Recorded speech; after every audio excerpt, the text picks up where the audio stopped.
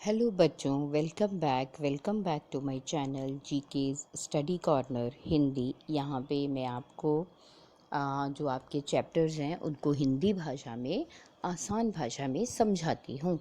अगर कोई मेरे चैनल से पहली बार जुड़ रहा है तो प्लीज़ आप प्लेलिस्ट पे जाकर अपनी क्लास के बाकी चैप्टर्स के वीडियोस को भी देख सकते हैं और मेरे चैनल को लाइक और सब्सक्राइब ज़रूर कीजिए। तो अभी तक हम आपका क्लास 7 का चैप्टर 2 कर रहे हैं, न्यूट्रिशन इन एनिमल्स। अभी तक हम इस चैप्टर में ये जान चुके हैं कि अलग अलग जो जीव जंतु हैं, चाहे वो जानवर हैं या इंसान, उनका खाने को पचाने का अलग अलग तरीका है। तो हम लोग इसमें डाइजेशन इन ह्यूमंस कर रहे थे, इंसानों की जो भोजन को पचाने की मेथड है उसको आसानी से कर रहे थे। तो अभी तक हमने पढ़ा है the mouth and the buccal cavity, मतलब जो मुंह में हमारा भोजन जब जाता है तो वो किस तरह से चलता है, कौन कौन से दांत हैं जो हमारे भोजन को काटने में, उसको छोटे छोटे टुकड़ों में करने में हमें सहायता करते हैं, ये हम पढ़ चुके हैं। इसके बाद हमने ये भी पढ़ा कि जब मुंह से हमारा भोजन गुजरता है तो उसमें सलाइवा ऐड होता है या थूक ऐड होती है, जो कि भोजन को और सिंपल फॉर्म में चेंज करती है। इसके बाद है हम लोग यहाँ तक पढ़ चुके थे कि हमारा जो भोजन है, मतलब इसको हमने अपनी जीभ के अलग अलग हिस्सों में टेस्ट किया था कि कहाँ पे कौन सी हिस्सा जो है वो मीठे के बारे में बताता है, कौन सा हिस्सा नमकीन भोजन के बारे में, कौन सा कड़वे के बारे में बताता है। तो अभी हम आज यहाँ पे पॉइंट स्टार्ट कर रहे हैं, द फूड पाइप और ओइसोफेगस। तो यहाँ पे अब हम फूड पाइप के बारे में पढ़ रहे हैं, या ओइसोफेगस जो गले से नीचे है और पेट तक जाती है। ये देखिए यहाँ पे मुंह से पिक्चर 2.7 में हमें बताया है, मुंह में जब हम भोजन डाल लेते हैं तो जैसे वो गले से निकलता है तो भोजन नीचे ओइसोफेगस, मतलब एक पाइप से होता हुआ स्टमक तक, पेट तक नीचे पहुंचता है। अब यहाँ से हम बुक रीडिंग करेंगे, the swallowed food passes into the food pipe और ओइसोफेगस। तो जो खाना हम निगलते हैं वो फूड पाइप से निकलता है, आगे उस फूड पाइप को ओइसोफेगस बोलते हैं। Look at figure 2.2। The food pipe runs along the neck. जो फूड पाइप है वो हमारे गले से होकर गुजरती है, गले से निकलते हुए, एंड द चेस्ट, और हमारी छाती से होकर नीचे जाती है पेट तक। The food pushed down by the movement of the wall of food pipe. जो खाना है वो हमारी जो फूड पाइप है उसकी जो अंदर की सतह है, जो उसके अंदर की सतह है, वहाँ उसके सिकुड़ने से हमारा जो भोजन है वो आगे आगे बढ़ता चला जाता है। उसका एक हिस्सा सिकुड़ता है तो भोजन आगे, फिर एक हिस्सा और सिकुड़ता है तो उससे भोजन और आगे। तो इस तरह से भोजन है वो फूड पाइप के बीच में ट्रेवल करता हुआ आगे जाता है। Actually this movement takes place throughout the alimentary canal. Actually जो पूरा हमारी जो पूरी ये डाइजेस्टिव ट्रैक है, जो हमारा भोजन हजम करने वाली जगह है, पूरी जगह में ऐसा ही होता है। मतलब जिस जगह भोजन होता है वहाँ से हमारी जो नली है वो आपस में सिकुड़ती है, तो उसकी वजह से जो भोजन है वो आगे धकेला जाता है, फिर जिस जगह पहुंचता है वो जगह फिर से सिकुड़ती है, तो उसकी वजह से भोजन आगे पहुंचता है। तो इसी तरह से हमारा जो खाना है उसको आगे धक्का लगता है। At times the food is not accepted by your stomach and is vomited out. अगर कोई भोजन जो ऐसा होता है जिसे हमारी बॉडी एक्सेप्ट नहीं करती, मतलब हमारी जो शरीर है जिस भोजन को वो अपने अंदर नहीं लेता है, उस भोजन को वो वॉमिट से, मतलब उल्टी से बाहर निकाल देता है। Recall the instances when you vomited after eating and think the reason for it. अब आप थोड़ा सा सोचिए कि कौन सी ऐसी टाइम था या क्या ऐसा वक्त था जब आपने जो खाना खाया वो खाना आपने उसको उल्टी से बाहर निकाल दिया हो। द स्टमक, अब इसके बाद आता है पेट। The stomach is a thick walled bag. जो पेट है वो एक मोटी सतह वाला, एक मोटी दीवारों वाला या मोटे मांस की दीवारों वाला बैग बना हुआ, एक तरह की थैली नुमा आकार है। It is shaped like a flattened you. तो ये एक चौड़े यू आकार की शेप में है। And is the widest part of the alimentary canal. और जो हमारा भोजन हजम करने वाली जगह है इसका ये सबसे चौड़ा हिस्सा है। It receives the food from the food pipe. ये फूड पाइप से जो ऊपर से खाना आता है ये उसको लेता है एट वन एंड, उसको एक तरफ से लेता है, and opens it into the small intestines at the other. ये इसके जो ऊपरी जगह होती है वहाँ से ये फूड पाइप से जो ओइसोफेगस से आने वाला खाना अपने अंदर लेता है, और नीचे से इसमें से जो खाना है वो छोटी आंत में चला जाता है। The inner lining of the stomach secretes mucus, hydrochloric acid and digestive juices. तो ये जो हमारा स्टमक रहता है, जो पेट रहता है, इसके जो अंदर जो थैली है उसके अंदर की जो सतह है वो म्यूकस मतलब रेशा छोड़ती है, हाइड्रोक्लोरिक एसिड छोड़ती है, एंड डाइजेस्टिव जूसेस और बाकी भोजन पचाने वाले रस छोड़ती है। The mucus protects the lining of the stomach. जो म्यूकस होता है, जो रेशे की सतह होती है, वो हमारा जो पेट है उसकी अंदरूनी सतह को बचाती है। The acid kills many bacteria and that enter along with the food.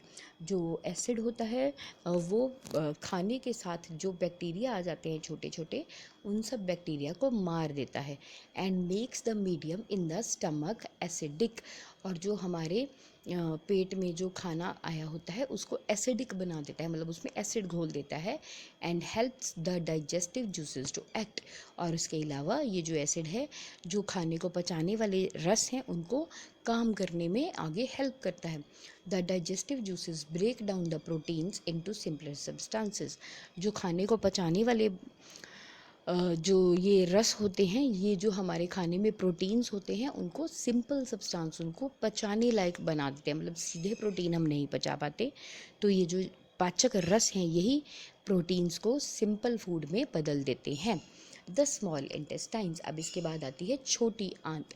The small intestine is highly coiled and is about 7.5 meters long. जो हमारी छोटी आंत होती है, हाईली कॉइल्ड मतलब ये एक तरह से घूमी हुई होती है, जैसे जो तार है जब हम उसको गोल गोल मोड़ देते हैं तो उसके बाद उसको इकट्ठा कर देते हैं तो उसको हम बोलते हैं कॉइल्ड। या फिर कोई रस्सी है, कोई रस्सी का लंबा टुकड़ा है, हम उसको गोल गोल घुमाकर उसकी एक गुच्छी बना देते हैं तो हम उस गुच्छी को कॉइल्ड बोलते हैं, मतलब गुच्छा बना होना। तो इसी तरह से जो हमारी छोटी आंत है वो भी तकरीबन 7.5 मीटर्स लॉन्ग होती है एंड इज़ हाईली कॉइल्ड, और इसका गुच्छा बना रहता है।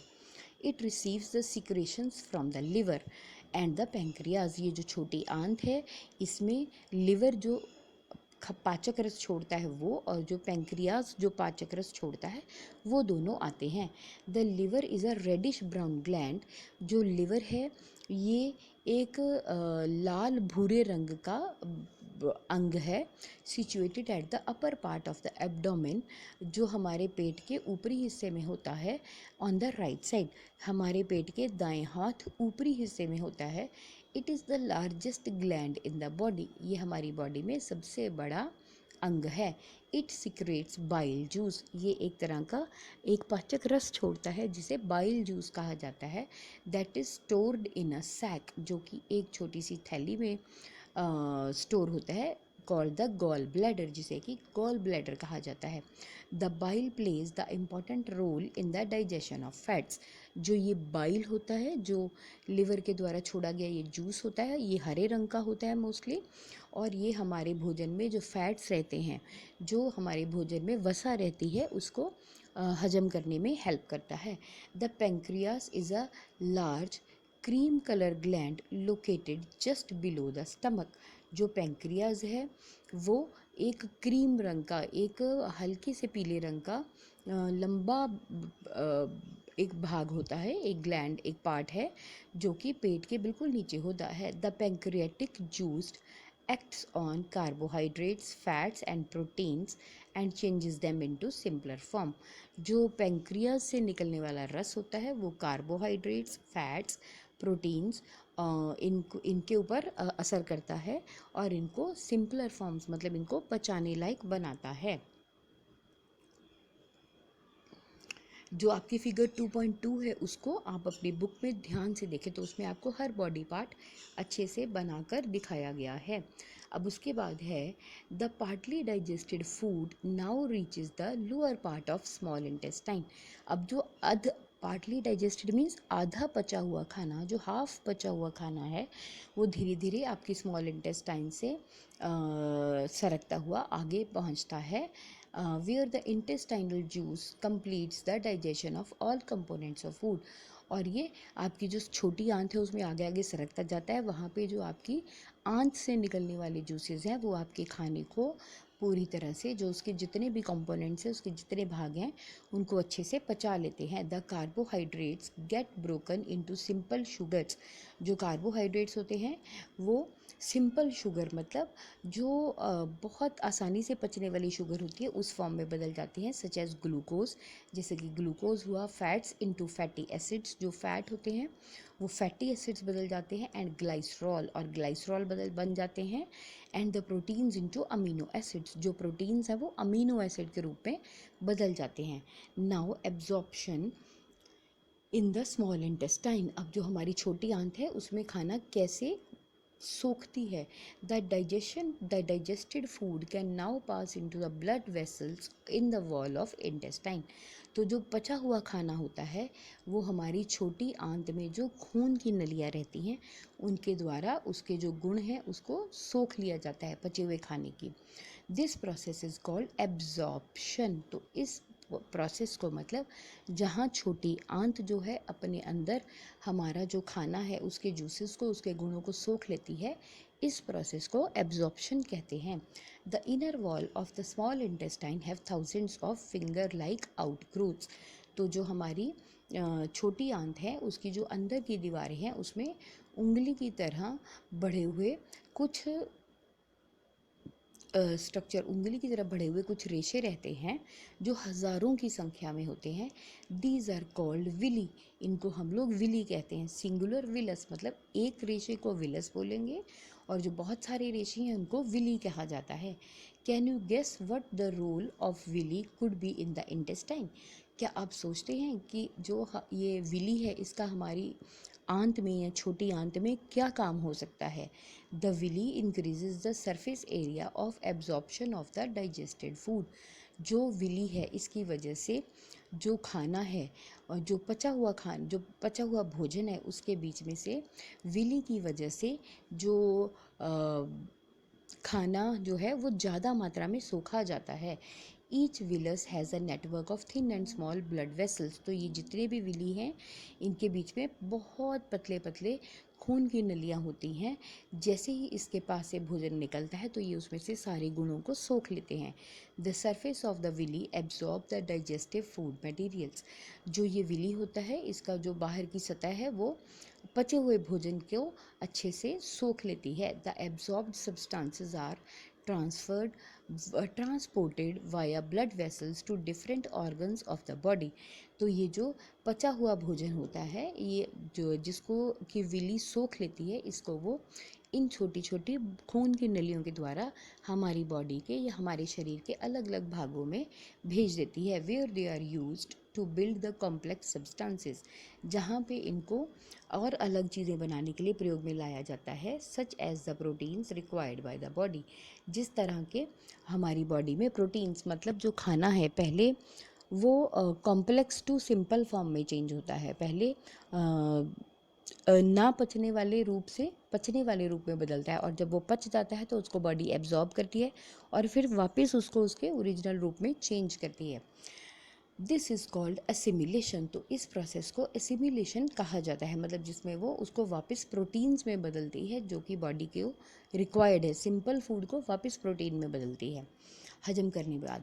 इन the cells glucose break down with the help of oxygen into carbon dioxide and water.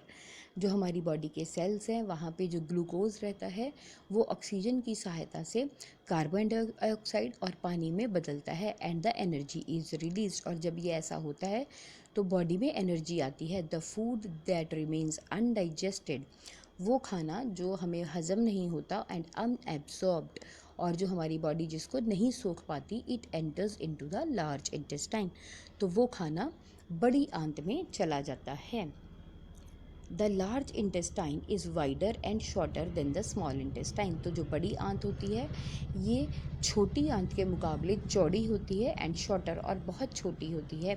It is about 1.5 meter in length. ये तकरीबन 1.5 मीटर होती है। वो हमने पढ़ा था जो बड़ी आंत है वो 7.5 मीटर्स लॉन्ग होती है, जो छोटी आंत है वो 1.5 मीटर होती है। It functions to absorb the water and some salt from the undigested material. तो जो हमारा बिना पचा हुआ भोजन रहता है, जो बड़ी आंत है उसमें से कुछ नमक, कुछ तरह के सॉल्ट सोख करती है और पानी सोख लेती है। The remaining waste passes into the rectum, और जो बाकी का बेकार पड़ा हुआ खाना रहता है, जो वेस्ट रहता है, वो रेक्टम तक पहुंच जाता है and remains there as semi solid faeces, और इसके बाद वो सेमी सॉलिड वेस्ट में, मतलब आधा सॉलिड और आधा पतला, इस तरह के वेस्ट में वहाँ पड़ा रहता है। The faecal matter is remove through the anus from time to time, और इसके बाद जो ये गंदगी रहती है इसको हमारी बॉडी जो है नीचे से समय समय पर निकाल देती है। दिस इज़ कॉल्ड इजेशन, और इस निकालने के प्रोसेस को, गंदगी को बाहर निकालने के प्रोसेस को इजेशन कहा जाता है। डाइजेशन इन ग्रास ईटिंग एनिमल्स, ये पढ़ने से पहले हम थोड़ा सा ये ब्लू वाला बॉक्स पढ़ेंगे। इसमें है डायरिया। तो डायरिया का क्या मतलब हुआ? Sometimes you may have experienced the need to pass a watery stool frequently. तो कभी कभी क्या होता है, जो आपकी पॉटी होती है वो आपको बहुत पतली पतली या पानी की तरह की पॉटी आती है। This condition is known as diarrhoea. तो जब आपको पतले दस्त आते हैं, इस कंडीशन को डायरिया कहा जाता है। It may be caused by an infection, food poisoning और इंडाइजेशन। तो ये किन कारणों से हो सकता है? ये हो सकता है आपके पेट में किसी इन्फेक्शन से, फूड पॉइजनिंग हो सकता है आपने कुछ जहरीला भोजन खा लिया हो उससे, और इंडाइजेशन यह हो सकता है आपको खाना हजम ना हुआ हो।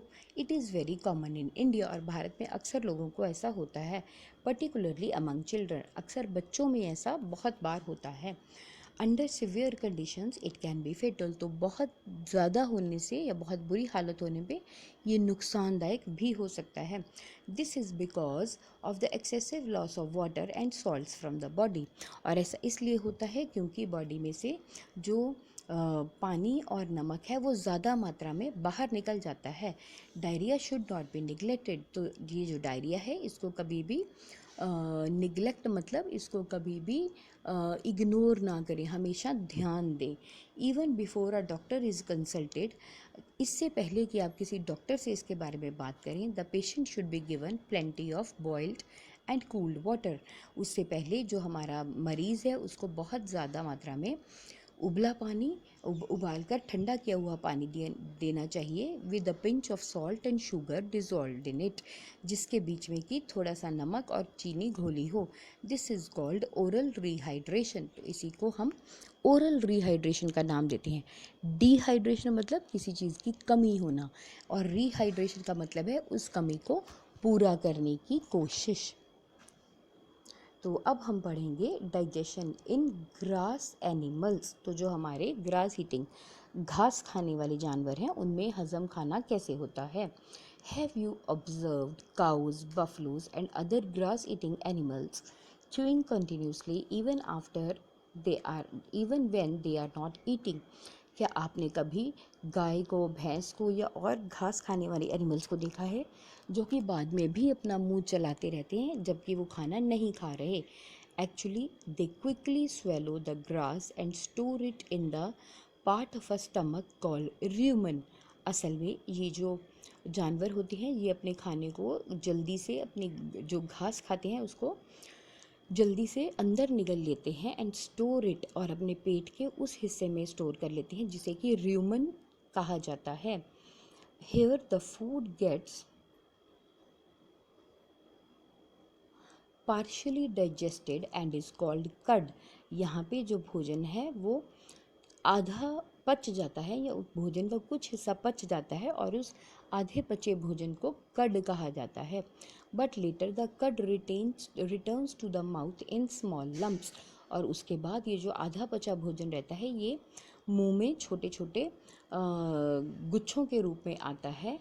And the animal choose it, और जो जानवर है वो इसको दोबारा से चबा लेता है। This process is called rumination, और इस भोजन की इस प्रक्रिया जिसमें जो मुंह में जो खाना उसके पेट में चला जाता है और वहाँ से वापस आता है, इस भोजन के खाने को चबाने की प्रक्रिया को र्यूमिनेशन कहा जाता है। And these animals are called ruminants, और ये जो जानवर हैं इनको र्यूमिनेंट्स कहा जाता है। The grass is rich in cellulose, a type of carbohydrate. तो जो घास होती है ये एक तरह से एक तरह के कार्बोहाइड्रेट जिसका नाम सेलुलोज है उसमें जो घास है उसमें बहुत मात्रा में पाया जाता है। Many animals including humans cannot digest cellulose. तो जो जानवर हैं और जो इंसान है वो भी जो ये सेलुलोज रहता है इसको सीधा नहीं पचा पाते। Ruminants have a large sac-like structure called rumen between the esophagus and the small intestine। तो ये जो ruminants होते हैं ये ये जो खाने को पचाने की प्रक्रिया है इसको जुगाली कहा जाता है। ये जो जुगाली करने वाले जानवर रहते हैं इनके जो पेट है मतलब इनका जो गले का रास्ता है वो और जो इनकी छोटी आंत है उसके बीच में एक बैग सा लगा रहता है जिसे हम rumen कहते हैं। The cellulose of the food is digested here by the action of certain bacteria which are not present in human.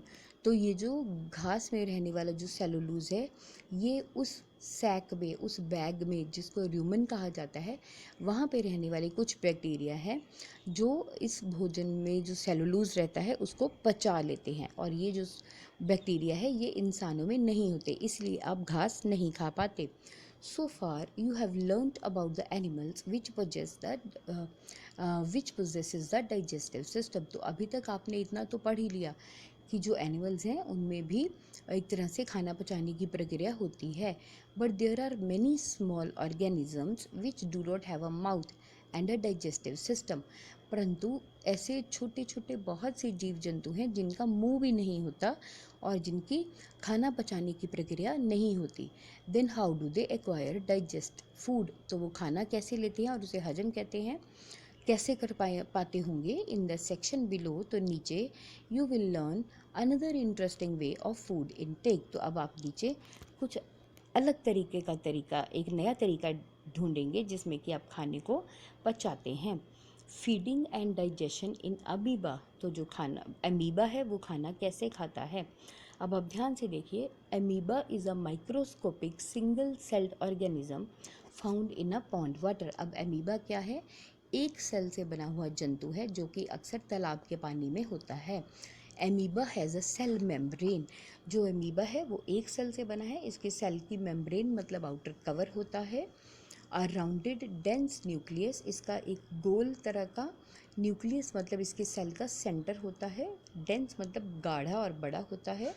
उसके बाद है and many bubble like vacuoles, और इसमें बहुत छोटे छोटे बबल्स मतलब बुलबुले जैसे वैक्यूल्स होते हैं इन इट्स साइटोप्लाज्म। तो जिसका बाकी का फैला हिस्सा रहता है उसमें छोटे छोटे दाने से रहते हैं जिनको वैक्यूल्स कहा जाता है। Amoeba constantly changes its shape and position. तो जो एमीबा होता है वो लगातार अपनी जगह और अपनी आकार को बदलता है। It pushes out one or more finger like projections called pseudopodia or false feet for movement and capture of food. तो ये अपने जो भोजन है मतलब अपने जो खाना है उसको लेने के लिए, उस खाने को पकड़ने के लिए क्या करता है, अपनी बॉडी में से फिंगर लाइक प्रोजेक्शंस अलग अलग तरह के रेशे निकालता है। उन रेशों को या ये जो रेशे रहते हैं हम इनको नकली पैर भी बोल सकते हैं और इन रेशों को स्यूडोफोडिया बोला जाता है। Amoeba feeds on some microscopic organisms. जो एमीबा है ये बहुत छोटे छोटे जीव जंतु खाता है जो कि हम सिर्फ माइक्रोस्कोप से ही देख पाते हैं।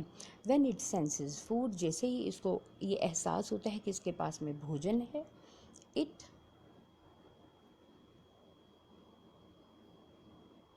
it pushes out the pseudopodia around the food particle and engulfs it। तो ये अपनी बॉडी में से रेशे निकालता है, उस भोजन की तरफ फेंकता है, उस भोजन के कण की तरफ फेंकता है एंड engulfs it, और इसको पकड़ के निगल लेता है।